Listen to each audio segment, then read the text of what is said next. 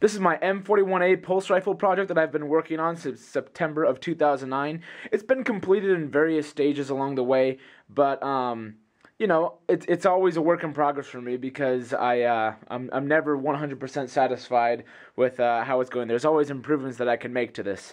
So right now it's in the middle of one of its major updates. This is a huge overhaul for the laser tag side of things, and I wanted to show you a few of the things that we've done to it, as well as a few of the problems that we've run into that have created some snags for us. This is the heart of this update. This is a Arduino board. It's an Arduino Mini that's actually been soldered onto this breadboard that has all of the functions already set up for it. The Arduino is programmable via a computer, and we're able to tell this thing how to function like a laser tag board. A lot of these wires here are running to external sensors, and a lot of these are running to switches. Like there's my reload button there. There's a trigger switch that actually ties into the actual trigger of the Airsoft blaster that this thing is also built off of. But this guy is the heart of it all, and unfortunately this is where part of the problem has been. It's been a little tricky trying to program this guy to work for all the functions that we need to have going on. Not only for the trigger, the reload button, other functions like the infrared IR emitter and the sensors and all that stuff. There's a lot of stuff that this little guy has to handle. So just the programming side has been a little difficult with that guy. But as you can see, it's even just complicated, just wiring in here and getting it to fit inside this housing.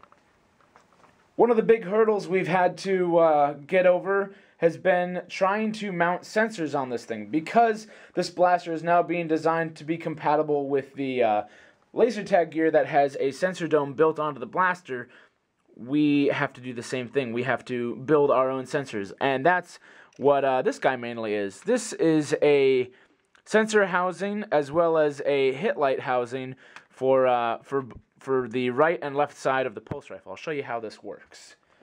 We built this piece. This was actually printed from a 3D printer that a friend has, and we mounted these three LEDs. These are from a Laser Challenge Team Force blaster, and we've just integrated those onto here. And then, where are my sensors? There they are.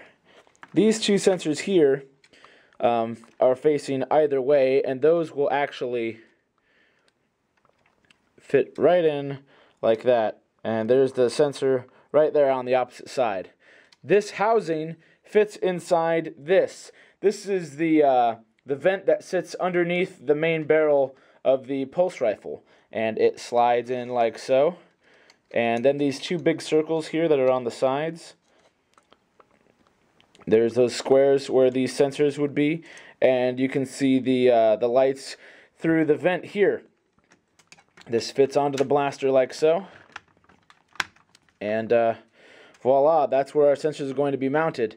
That's almost complete, but the problem has been just getting this thing to be programmed correctly for the hit lights to be working, and for the sensors and all the programming as far as timing goes with that, since this can only handle one process at a time. The sensors I just showed you are both right and left facing, so we had to make one that's forward facing. This guy has, this is another one of those sensors that's already embedded and mounted correctly. You can see the white color there. This is another piece that we printed from the 3D printer.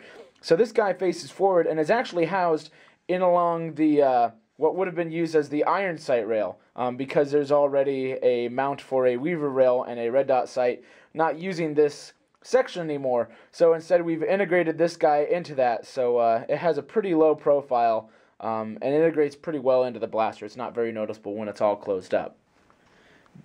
This is the heart of the pulse rifle. This is a 8.4 volt Airsoft battery that can run both the Airsoft components and the laser tag components. There's more than enough voltage here to do that.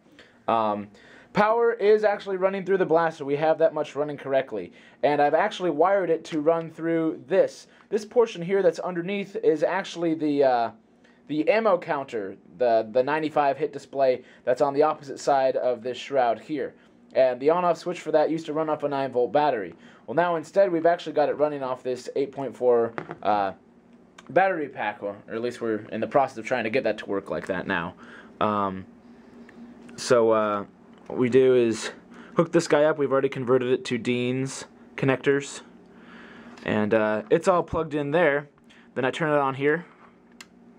You see that blue light, that green flash? There's also some red lights coming out of here from the hit lights. Unfortunately, it's still not operational, and I'll at least be able to show you what we've kind of got working. Shining in blue is our amplifier circuit. This guy is actually taken from a mini rechargeable bomb speaker. This guy's designed to plug into an iPod, but it's got a really great speaker on it as well as an amplifier to run that speaker, and it's small enough that we're actually using this as our amplifier circuit to run the sound effects for the laser tag board.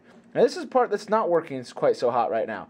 This is a miniature MP3 player that has a card in there where we can install the sound effects for this guy, and we have it wired in to the Arduino to be able to tell it what tracks to play, like for when it's firing, when it's taking hits, that kind of stuff. It's all controlled to run off of this MP3 player with the sounds that we've actually downloaded into it.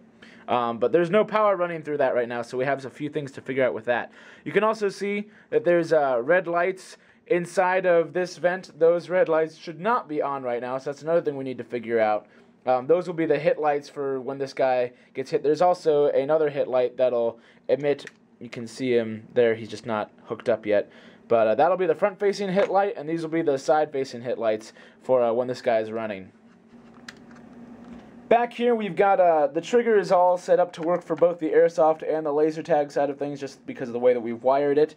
And over here we've got the speaker. This is the speaker from that little bomb thing. I mean, he's a beast. This guy's super loud. So it's in a good spot for the user to be able to hear, but it's also loud enough in general that this thing should be pretty easy to be heard from around the blaster anyways.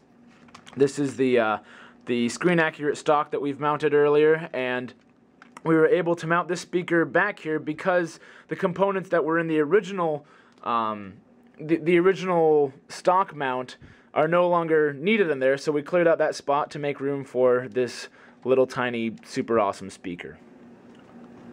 This blaster has certainly been a time-consuming project. On May 9th, we did a bulk of the wiring work that you see here. Almost everything that's installed in here was completed in about 6 hours worth of time. And it's still not running, so there's a lot of man hours that go into getting this thing to function. When it's done, this will be the first laser tag compatible board that we've developed. It's running off the Arduino Mini that we got from sparkfun.com. It's running, there's a lot of stuff in here that's working together, that will be working together with the MP3 player, the amplifier circuit, the Arduino running everything, plus the fact that we still have to keep the Airsoft parts working and all that stuff. There's a lot going on here. So hopefully we'll have this guy running pretty soon here, but I just wanted to give you an update and an overview of all these parts before they're all completed, so you can kind of get an idea of just kind of how this blaster is midway through the process.